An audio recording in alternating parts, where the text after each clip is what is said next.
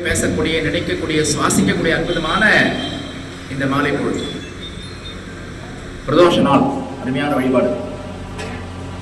இதை தொடர்ந்து நாளைக்கு காலையில மாசி மகம். மாசி மகத்துல சுவாமி தீர்த்தவாரி அப்படிங்கிறது ரொம்ப உயர்வான ஒரு நிலை. எல்லா தெய்வங்களுமே நிறைய வைப்ரேஷனோட இருக்கிற மாதிரியான ஒரு அருமையான ஒரு நாள். அதனால நம்ம எல்லாருமா சேர்ந்து இதுல கலந்துக்கணும். நாளைக்கு காலையில நம்ம கோயில்ல ருத்ராபிஷேகம் காலையில 6 மணிக்கு ஆரம்பிச்சு 10 மணிக்கு தீபாராதனை.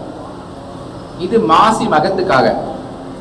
அதற்கு அப்புறமா சாயந்திரம் சதுர்தசி திதி, மாசி மாசத்தில் வரக்கூடிய வளர்பிறை சதுர்தசி திதியில நடராஜருக்கு அபிஷேகம். இது நம்ம நிறைய வாட்டி சொல்லியிருக்கோம் இல்லையா? அதை திருப்பி சொல்றோம். ஒரு வருடத்தில் 6 முறை மட்டும் வரக்கூடிய அற்புதமான ஒரு நிகழ்வு இந்த நடராஜர் அபிஷேகம். நம்ம கிட்ட பொருள் இருக்கு, பணம் இருக்கு, அன்பு இருக்கு, செல்வாக்கு இருக்கு, பக்தி இருக்குங்கிறதுக்காக நம்ம நினைச்ச அன்னைக்கெல்லாம் ஒரு அபிஷேகம் பண்ண முடியாது. 6 நாள் மட்டும், 3 திதி 3 நட்சத்திரம். அதுல அருமையான அந்த திதி சதுர்தசி திதி. அதுல நாளைக்கு சிறப்பான அபிஷேகம் இருக்கு. நாளைக்கு சாயந்தரம் ஒரு 6 மணிக்கு அபிஷேகம் ஆரம்பிச்சு 8 மணிக்கு சிறப்பான தீபாராதனை. அதனால எல்லாரும் கலந்துக்கோங்க. நிறைய வைப்ரேஷன். நடராஜர் வழிபாடு அப்படிங்கிறது ரொம்ப உயர்வான ஒரு வழிபாடு. சிருஷ்டி சிந்தி மாரகம் வசியம், ஆக்கல் அழித்தல் காத்தல் மறைத்தல் அருள், 5 செய்யக்கூடிய அற்புதமான கடவுள் நடராஜர் பெருமான். அவ்வளவு உயர்வான ஒரு கடவுள், பெருந்தெய்வம் அப்படின்னு சொல்லக்கூடிய அற்புதமான தெய்வம் நடராஜ பெருமான். அவருக்கு அபிஷேகம் பண்றோம் அப்படிங்கிறது வந்துட்டு ரொம்ப ஒரு உயர்வான ஒரு. நமக்கெல்லாம் வாழ்க்கை பாடம்னா என்ன அப்படின்னு சொல்லி கொடுக்கக்கூடிய கடவுள்.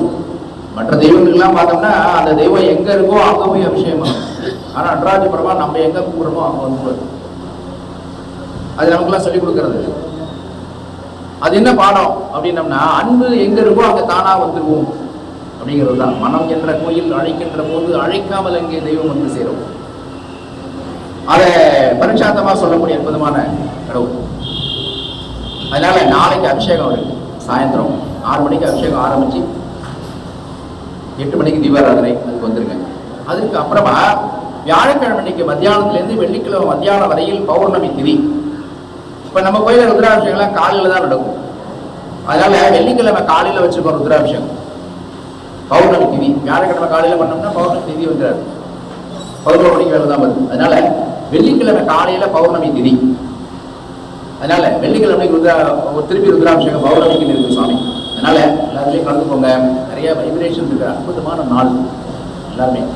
அதனால எல்லாம் கலந்துக்கோங்க. அதுக்கப்புறமா நம்ம வருஷத்துல ஒரு முறை செய்யக்கூடிய அற்புதமான அந்த 15 நாள் நிகழ்வு, அந்த ருண விமோசனம், கடன் தீர்த்தல், பிறவி கடன், இப்ப இருக்கிற நம்மள்ட்ட இருக்கிற கடன் எல்லாம் தீர்த்தல். அதுக்கு நம்ம கோயில வந்துட்டு ஜபம் அடுத்த திங்கட்கிழமையிலிருந்து தொடர்ச்சியா வந்து ஒரு 16-17 நாள். அது சாயந்தரம் 7 மணிக்கு ஜபம் ஆரம்பிச்சு 8 மணிக்கு முடிப்போம். சிறப்பான பூஜைகள். இது நம்ம பகுதி மக்கள் எல்லாருக்குமே தெரியும். நிறைய வந்து வர போறவங்க. ஆமா, அது சம்பந்தமான தகவல் வந்து பார்த்தோம் அப்படின்னா வெளியில டிஜிட்டல் போர்டு வச்சிருக்கிறோம். அது தனியா லைட் போட்டு வச்சிருக்கிறோம், நீங்க எல்லாம் பார்க்கணும் அப்படிங்கிறதுக்கு. அதுக்கப்புறமா உள்ளேயும் வச்சிருக்கிறோம். அதனால இதுல எல்லாம் பாருங்க. நமக்கெல்லாம் வந்துட்டு அந்த பிறவி கடன் ஏதாவது இருந்ததுன்னா அது பெரிய லெவலில் நம்ம வளர முடியுமா அப்படிங்கிறது கொஞ்சம் தடையா இருக்கிற மாதிரி இருக்கும். அந்த பிறவி கடனை தீர்த்தல் நம்ம முதல் நோக்கம். பிறவி கடன் அப்படிங்கிறத முதல்ல தீர்த்தணும் அப்படின்னோம்னா இப்ப வாழ்க்கை ரொம்ப சுமூகமாயிடும். பாத்திரத்தில் இருக்கிற ஓட்டையை அடைச்சிட்டோம்னா தனி தாராளமா நோக்கும் இல்லையா? அதே மாதிரி அதனால பிறவி கடன் முதல்ல தீர்த்தல். அதுக்கப்புறமா இப்ப இருக்கிற கடன், கடன் இல்லாத ஆசாமி இப்ப ரொம்ப குறைவு.